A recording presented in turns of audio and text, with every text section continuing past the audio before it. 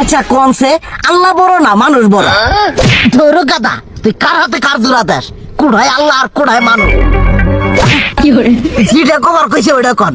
আল্লাহ বড় না মানুষ বড়? আল্লাহই তো বড়। আল্লাহ বড়, তাহলে আল্লাহর কথা না হইনা মানুষের কথা শুনেন কে? তুই কি কইতাছস? কি আর আল্লাহর কথা মানে না মানুষের কথা মানে? হ্যাঁ, কি আর মানুষের কথা শুনেন তাই না?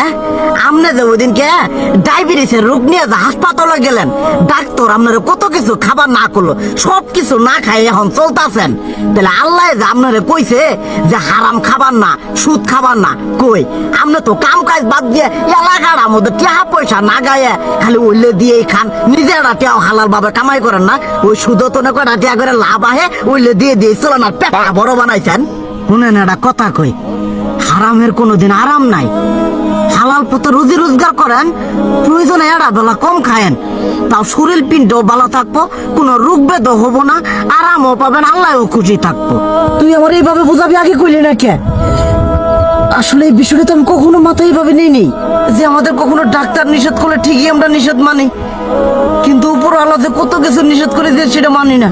আর এই যে হারাম পথে টিয়া পয়সা কামাই করতেছেন, শরীরের মধ্যে দুনিয়া রোগ বেত হয়েছে, দেখা যাইতেছে যা টিয়া হারাম পথে কামাই করতেছেন তার তো বেশি টিয়া মনে করেন জ্বলে যাইতেছে গা বেশি।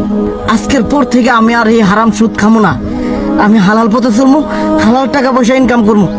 এতে করে যদি একবেলা কমও খাইতে হয় তবুও খামো, তবু আমি আর এই হারাম পথে চলবো না। আচ্ছা ঠিক আছে।